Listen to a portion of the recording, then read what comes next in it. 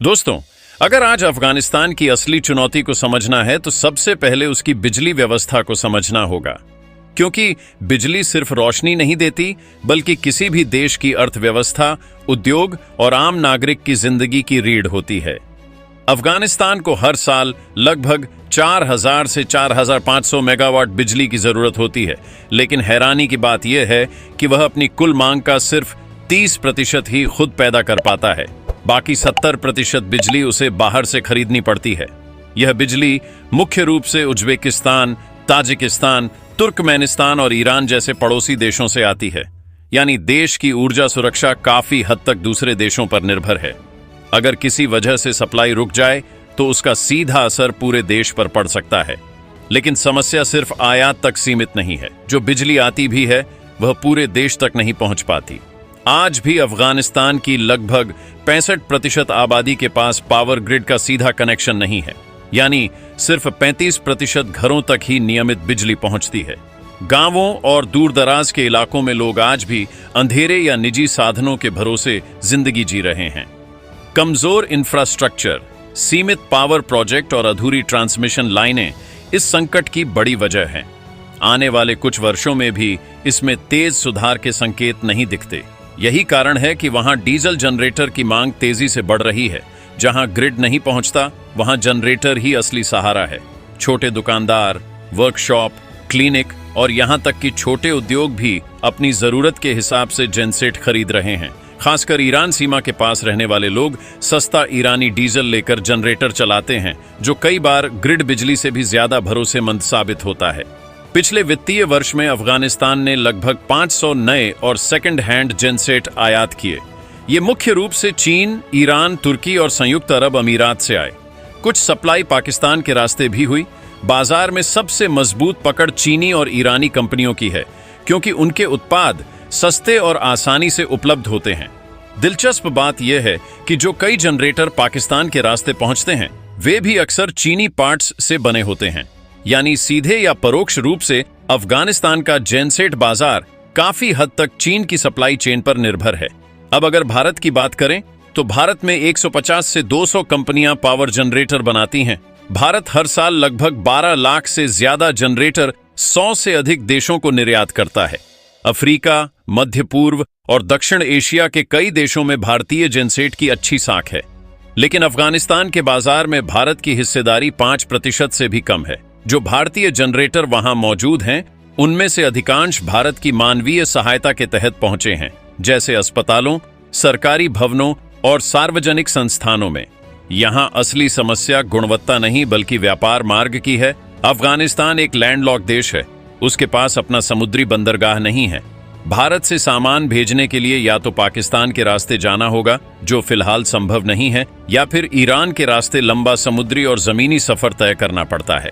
Iran का समुद्री बंदरगाह अफगानिस्तान से लगभग 1800 किलोमीटर दूर है, जबकि पाकिस्तान का बंदरगाह करीब 1400 किलोमीटर की दूरी पर है। दूरी कम होने और राजनीतिक कारणों की वजह से अफगानिस्तान के लिए चीन से माल मंगाना ज्यादा सस्ता और आसान पड़ता है। यही कारण है कि भारतीय कंपनियां चाहकर भी वहां मजबूत पकड़ नहीं बना पा रही। अब सवाल है, क्या भविष्य में यह तस्वीर बदल सकती है? जवाब फिलहाल आसान नहीं है। जब तक भारत और अफगानिस्तान के बीच सीधा और सुगम व्यापार मार्ग नहीं बनता, तब तक लागत और समय दोनों ज्यादा रहेंगे, और किसी भी बाजार में कीमत और डिलीवरी का समय ही सबसे बड़ा फैक्टर होता है। अगर भविष्य में क्षेत्रीय राजनीति में बदलाव आता है, नए आर्थिक कॉरिडोर बनते हैं या भारत को मध्य एशिया तक सीधी पहुंच मिलती है, तो तस्वीर बदल सकती है।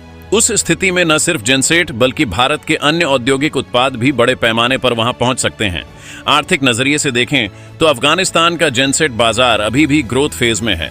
जब तक वहां राष्ट्रीय पावर ग्रिड पूरी तरह विकसित नहीं होता, तब तक छोटे और मीडियम साइज जनरेटर की मांग बनी रहेगी। अस्पताल, स्कूल, उद्योग और आम घर सभी को बैकअप पावर की जरूरत है। आखिर में बात साफ है, जिसके पास सस्ती, भरोसेमंद और समय पर उपलब्ध मशीन होगी, वही इस बाजार पर राज करेगा। भारत के पास तकनीक है, उत्पादन क्षमता है, अनुभव है। जरूरत है सिर्फ बेहतर कनेक्टिविटी और रणनीतिक अवसर की।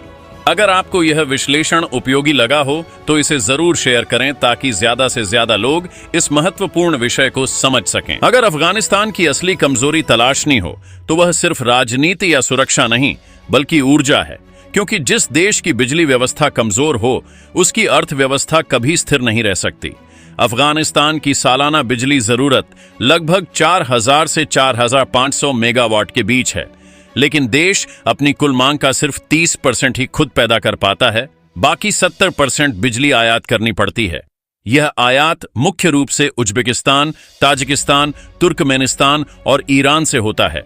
इसका मतलब साफ है, अगर सीमा पार कोई राजनीतिक तनाव या भुगतान संकट पैदा हो जाए तो देश अंधेरे में जा सकता है। लेकिन असली समस्या सिर्फ उत्पादन या आयात नहीं है, असली चुनौती वितरण है। आज भी अफगानिस्तान की लगभग 65% आबादी राष्ट्रीय ग्रिड से जुड़ी ही नहीं है, यानी देश का बड़ा हिस्सा अभी भी स्थानीय साधनों पर निर्भर है। यही वजह है कि डीजल जनरेटर वहां लग्जरी नहीं बल्कि जरूरत बन चुके हैं। शहरी इलाकों में दुकानें, clinic, cold storage, welding workshop, internet cafe सब बैकअप पावर पर चलते हैं। ग्रामीण इलाकों में तो कई जगह पूरी बस्ती एक बड़े जनरेटर पर निर्भर है। पिछले साल अफगानिस्तान ने लगभग 500 नए और सेकंड हैंड जेनसेट आयात किए। इनमें से अधिकांश सप्लाई चीन, ईरान, तुर्की और संयुक्त अरब अमीरात से आई। कुछ माल पाकिस्तान के रास्ते ट्रांजिट होकर भी पहुंचा। मार्केट पर सबसे मजबूत पकड़ चीनी सप्लायर्स की है। कारण साफ है, कम कीमत, आसान उपलब्धता और पाकिस्तान के जरिए छोटा रूट। कई बार जो मशीनें पाकिस्तान से आती हैं उनके पार्ट्स भी चीन से ही होते हैं।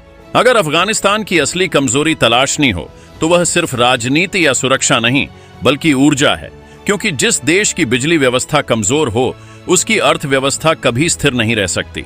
अफगानिस्तान की सालाना बिजली जरूरत लगभग 4000 से 4500 मेगावाट के बीच है, लेकिन देश अपनी कुल मांग का सिर्फ 30% ही खुद पैदा कर पाता है।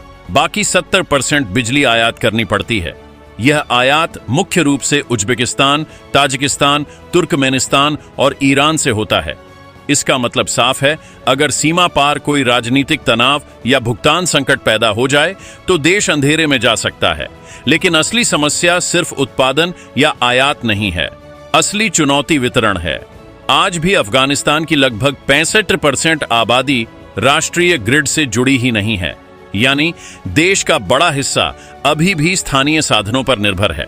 यही वजह है कि डीजल जनरेटर वहां लग्जरी नहीं बल्कि जरूरत बन चुके हैं। शहरी इलाकों में दुकानें, clinic, cold storage, welding workshop, internet cafe सब बैकअप पावर पर चलते हैं। ग्रामीण इलाकों में तो कई जगह पूरी बस्ती एक बड़े जनरेटर पर निर्भर है। पिछले साल अफगानिस्तान ने लगभग 500 नए और सेकंड हैंड जेनसेट आयात किए। इनमें से अधिकांश सप्लाई चीन, ईरान, तुर्की और संयुक्त अरब अमीरात से आई। कुछ माल पाकिस्तान के रास्ते ट्रांजिट होकर भी पहुंचा। मार्केट पर सबसे मजबूत पकड़ चीनी सप्लायर्स की है। कारण साफ है, कम कीमत, आसान उपलब्धता और पाकिस्तान के जरिए छोटा रूट। कई बार जो मशीनें पाकिस्तान से आती हैं उनके पार्ट्स भी चीन से ही होते हैं।